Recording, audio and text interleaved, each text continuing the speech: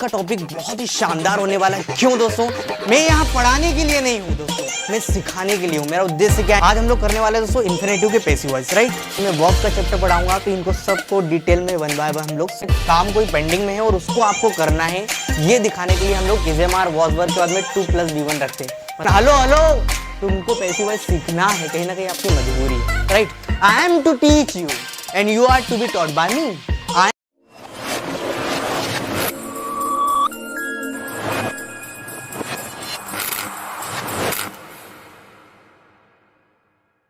Hey, once again, welcome you to on my YouTube channel RDK English दोस्तों। I hope you all are actually doing well। Passive voice की series चल रही है दोस्तों। अब तक मैं 3 वीडियो ऑलरेडी अपलोड कर चुका हूँ। टेंसेस के ऊपर बेस बनने वाले तमाम प्रकार के पैसिव वॉइस ना सिर्फ मैंने आपको पढ़ाए हैं, साथ ही साथ मैंने आपको इनकलकेट भी किया है, आपको दिमाग में भी बैठाया प्रैक्टिस के माध्यम से। आप में से जो बच्चा नया इस चैनल पर, पहले जाकर उन वीडियोज को रिफर करें। First refer those videos, then refer this one, right दोस्तों। पैसिव वॉइस में हम लोग आगे बढ़ने वाले हैं। Today's topic is going to be very wonderful, और आज का टॉपिक बहुत ही शानदार होने वाला है। क्यों दोस्तों? क्योंकि पैसिव वॉइस में मैं आगे इन्फिनेटिव के पैसिव वॉइस कराने वाला हूं, राइट। बहुत सारे बच्चों की प्रॉब्लम होती है कि इन्फिनेटिव के पैसिव वॉइस बनते नहीं। काफी बच्चों के कमेंट्स भी मुझे मिले हैं कि सर इन्फिनेटिव के ऊपर बेस्ड पैसिव वॉइस आप कराइए। तो आज हम लोग वही सीरीज स्टार्ट करने वाले हैं। मैंने आपको क्या कहा? मैं आपको पढ़ाऊंगा नहीं, मैं यहाँ पढ़ाने के लिए नहीं हूं दोस्तों, मैं सिखाने के लिए हूं। मेरा उद्देश्य क्या है? आपको सिखाना है। पढ़ाना होता तो मैं चैप्टर 2 दिन में खत्म कर देता, लेकिन सिखाना उद्देश्य है। आप सीखो अपने नॉलेज के लिए, अपने डेली रूटीन के लिए, अपने डेली लाइफ के लिए, आपकी एसएससी एग्जामिनेशन के लिए, या आप स्पोकन के लिए भी इन चीजों को पढ़ सकते हो, राइट। तो without further ado let get started. आज हम लोग करने वाले हैं दोस्तों इन्फिनेटिव के पैसिव वॉइस, राइट। सबसे पहले समझ लो इन्फिनेटिव है क्या। सबसे पहले ये समझ लो कि भाई इन्फिनेटिव है क्या, राइट। बहुत सारे बच्चों को इन्फिनेटिव नहीं पता होता कि इन्फिनेटिव है क्या। देखो आपके सेंटेंस में इन्फिनेटिव आप ऐसे समझो 2+V1। इन्फिनेटिव भी 3 से 4 टाइप से होते हैं। सिंपल इन्फिनेटिव होते हैं, ठीक है ना। उसके बाद में perfect infinitive, continue infinitive and present perfect continuous infinitive. लेकिन मैं ये सब में आपको नहीं लेके जा रहा हूँ। जब मैं वर्ब का चैप्टर पढ़ाऊंगा तो इनको सबको डिटेल में वन बाय वन हम लोग समझेंगे। लेकिन हाल फिलहाल अभी हम लोग पैसिव वॉइस पढ़ रहे हैं, तो हमें फोकस क्या करना, देखो 2+V1 जहां भी दिख जाए तो समझ जाना ये क्या है, इन्फिनेटिव का पार्ट है। 2+V1 क्या होता है दोस्तों? ये इन्फिनेटिव होता है प्रेजेंट का, राइट। तो जहां पर भी ये दिख जाए तो समझ जाना कि ये क्या है भैया, ये इन्फिनेटिव। अब इनका पैसिव वॉइस कैसे बनाओगे, जरा सेंटेंसेस पे जरा गौर कीजिए। 2+V1 is called what, infinitive. मैंने यहाँ पर कुछ सेंटेंसेस लिखे हैं। Subject is MR 2+V1। अब मतलब 2+V1 आया, कहीं ना कहीं इसकी बात है भैया इन्फिनेटिव का इसमें जिक्र हुआ है, राइट। उसके बाद में has to be one object, had to be one object and need to be one object. ये तमाम प्रकार के स्ट्रक्चर आप जो देख रहे हो, इनमें 3 शब्दों का जिक्र हुआ है। ये हम लोग डेली रूटीन में इस्तेमाल करते हैं, हाँ या ना? सभी करते हैं, कोई ऐसा बच्चा नहीं है जो नहीं करता। जैसे पहले वाला, हाँ पहला वाला आपके लिए नया हो सकता है, लेकिन दूसरा देखो, मुझे जाना है, आई हैव टू गो करते हैं। आई हैड टू गो जाना था, आई नीड टू गो जाने की जरूरत है, राइट। ये हम लोग तमाम प्रकार के सेंटेंस यूज करते हैं। इस और इसमें दोनों में अंतर क्या? दोनों का मतलब होता है ना है। दोनों का मतलब क्या होता है? ना है। अगर हिंदी से चले, अगर आप हिंदी मीडियम के बच्चे हैं यहाँ पर कुछ, जैसे आई एम टू गो मुझे जाना है, I am to do work मुझे काम करना है, I have to do work मुझे काम करना है। दोनों में अंतर क्या है? दोनों का मतलब सेम निकल रहा है दोस्तों। ये ऊपर वाला होता ना, ये दिखाता है पेंडिंग वर्क को। किसको दिखाता है? आपका काम कोई पेंडिंग में है और उसको आपको करना है, ये दिखाने के लिए हम लोग इजेमार वॉज वर्ब के बाद में 2+V1 रखते हैं, मतलब इन्फिनेटिव मार्क करते हैं। और उसके बाद में हैव टू के बाद में अगर 2+V1 रखते हैं तो कहीं ना कहीं यहाँ पर मजबूरी की बात होती है। किसकी बात हो रही है? यहाँ पर बात होती है मजबूरी की, मतलब कहीं ना कहीं कंपल्शन की बात होगी। जैसे मुझे काम करना, हेलो तुमको पैसिव वॉइस सीखना है, कहीं ना कहीं आपकी मजबूरी है, राइट। मुझे वहां जाना है, I have to go there, I have to go there. लेकिन मुझे जाना है, I am to go there, मतलब कि वो पेंडिंग में काम, उसको करना जरूरी है। तो ये तो डिफरेंस की बात होगी इन दोनों स्ट्रक्चर के बीच में। अब बात कर लेते हैं पैसिव वॉइस की। यदि आपके सेंटेंस में इस तरीके से आए सेंटेंस, किस तरीके से आया देखो इधर, सब्जेक्ट इज MR, क्या लिखा है इधर देखो, look at here, subject is MR 2+V1 object, ठीक है ना। इसका जैसे मैं बोला आई एम टू प्ले, मुझे खेलना है, इस तरीके से अगर आता है तो देखो इसका पैसिव वॉइस क्या बनेगा। जैसे I am to do this work, मुझे इस काम को करना है। पैसिव वॉइस स्ट्रक्चर देखो, ऑब्जेक्ट क्या करेंगे भैया, जो हमारी मेथड बोलती है कि हम क्या करते हैं, ऑब्जेक्ट उठा के आगे लाते हैं, लेके आगे, कुछ नहीं है यहाँ तो आसान है। हेल्पिंग वर्ब वही रहेगी इजेमार, हेल्पिंग वर्ब कौन सी रहेगी, इजेमार ही रहेगी। बस ये जो 2 देख रहे हो आप, 2+V1 देख रहे हो, इसको आप कर दोगे 2B प्लस वर्ब का थर्ड फॉर्म। क्या कर दोगे, टू बी प्लस वर्ब का थर्ड फॉर्म बन गया आपका पैसिव वॉइस। क्या कर दोगे, टू बी प्लस वर्ब का थर्ड फॉर्म। फिर से समझ लो, क्योंकि मेरी राइटिंग आप सभी जानते हो जैसे ऐसे आती है जैसे मान लो बारिश में कीचड़ हो, इसलिए मैं थोड़ा पीडीएफ बनाना ज़्यादा प्रेफर करता हूँ, राइट, इससे आसानी से मैं समझा पाऊंगा। मैंने क्या कहा, टू प्लस बी वन को जब आप पैसिव वॉइस में लेके जाओ तो क्या करोगे, टू प्लस बी और वर्ब का थर्ड फॉर्म। देखो is am are, to plus be one और वर्ब का थर्ड फॉर्म हो गया, और लास्ट में क्या लिख दिया, ये सब्जेक्ट। मैंने कहा I am to do this work, मुझे इस काम को करना है, I am to do this work, मुझे इस काम को करना है, and this work is to be done by me, this work is to be done by me, this work is to be done by me, इस काम को मेरे द्वारा किया जाना है। I am to teach you and you are to be taught by me, I am to teach you and you are to be taught by me, तुम्हें मेरे द्वारा पढ़ाया जाना है। दूसरा सेंटेंस देखो, she is to speak English, उसे अंग्रेजी बोलना है, उसे अंग्रेजी बोलना है, और उसे उसके द्वारा अंग्रेजी बोली जाना है। क्या बनेगा, English is to be spoken by him, English is to be spoken by her. यहां पर मी गलती से लिखा था दोस्तों, ठीक है ना, उसको हर कर लेना। English is to be spoken by हर।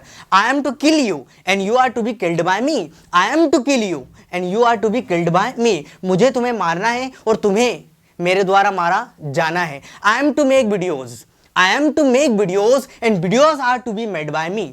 क्या बोला मैंने, I am to make videos, videos. अब वीडियोज कहीं ना कहीं एक से ज्यादा है तो क्या करोगे, वीडियोज आर, क्या लगाओगे, videos are to be made by me, videos are to be made by me, video मेरे द्वारा बनाए जाना है, right.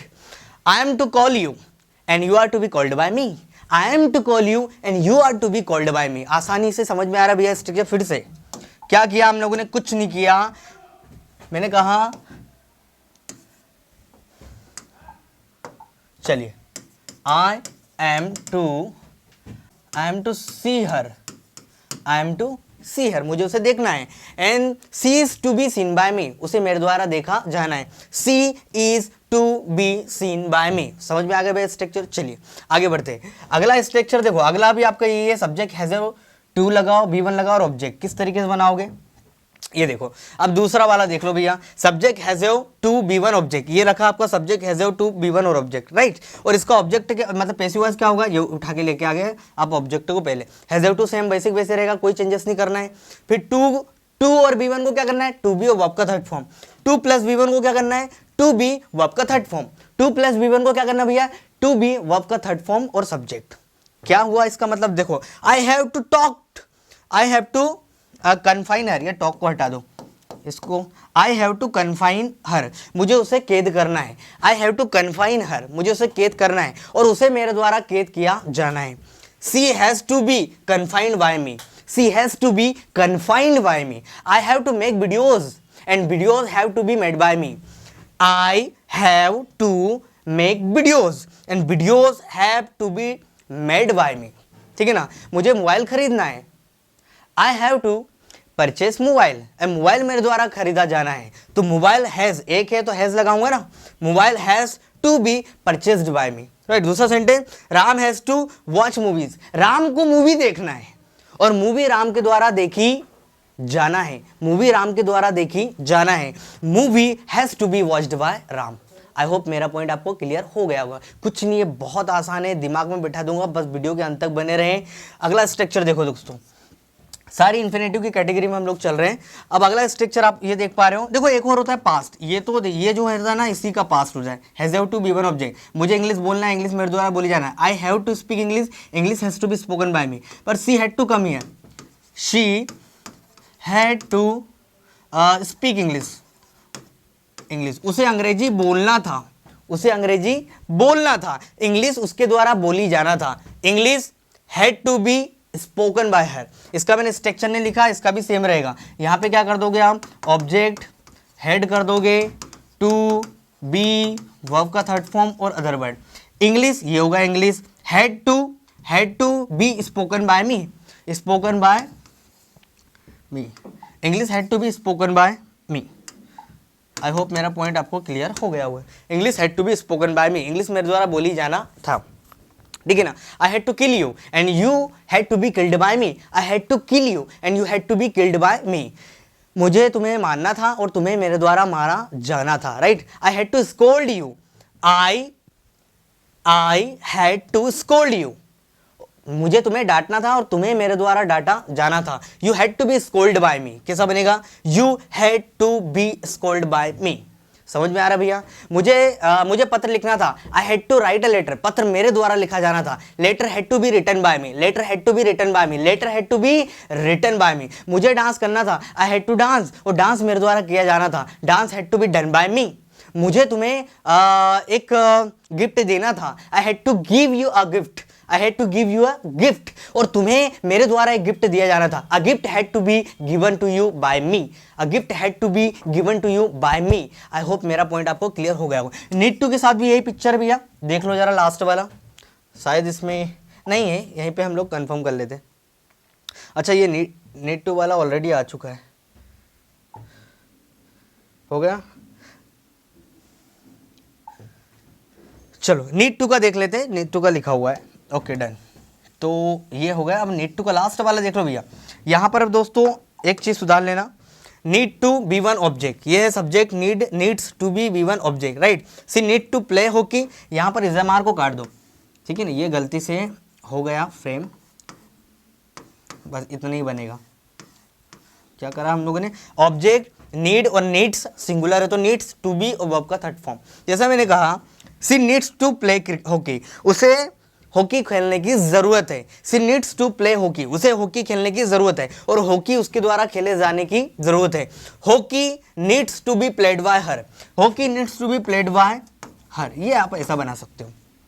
Hockey needs to be played by her. इज़ेमार गलती से हो गया दोस्तों, क्योंकि इज़ेमार का काम ये नीड ऑलरेडी कर चुका है, तो हमको इज़ेमार लगाने की ज़रूरत नहीं है। Is that clear? चलिए, मैंने कहा you need to improve English, तुम्हें इंग्लिश इंप्रूव करने की ज़रूरत है, और इंग्लिश तुम्हारे द्वारा इंप्रूव किए जाने की ज़रूरत है। English needs to be improved by you, English needs to be improved by you. I need to talk to you and you need to be talked by me, ठीक है ना। I need to open the gate and gate needs to be opened by me. I need to actually help her. I need to help her, and she needs to be helped by me. She needs to be helped by me. I need to write something, and something needs to be written by me. Something needs to be written by me. I need to, Ram needs to kill Ravan, and Ravan needs to be killed by Ram. I hope मेरा point clear हो गया। बहुत आसान है, कुछ नहीं, practice करोगे तो ये चीज़ें आपको लंबे समय तक याद रहेगी। आई होप मेरा पॉइंट आपको क्लियर हो गया होगा। तो इस तरीके से हम लोग इन्फिनेटिव, आपने देखा होगा ये मॉडल वर्ब की तरह भी इस्तेमाल होती है, मेन वर्ब की तरह इस्तेमाल होती है। ये तमाम प्रकार के स्ट्रक्चर में जो शब्दों मैंने यूज़ किया, हेड टू, नीड टू, ठीक है ना, ये मॉडल वर्ब नहीं होती, ये क्या होती है? सेमी मॉडल वर्ब बोल सकते हो आप इसको, या ऑर्डिनरी वर्ब बोल सकते हो, राइट। चलिए, तो this was all about infinitive part 1। Infinitive part 2 हम लोग जल्दी ही चर्चा करने वाले हैं। तब तक के लिए till then keep practising, have fun. जय हिंद एवरीवन। और आप इस चैनल पर नए हैं तो दोस्तों सब्सक्राइब करना ना भूलें।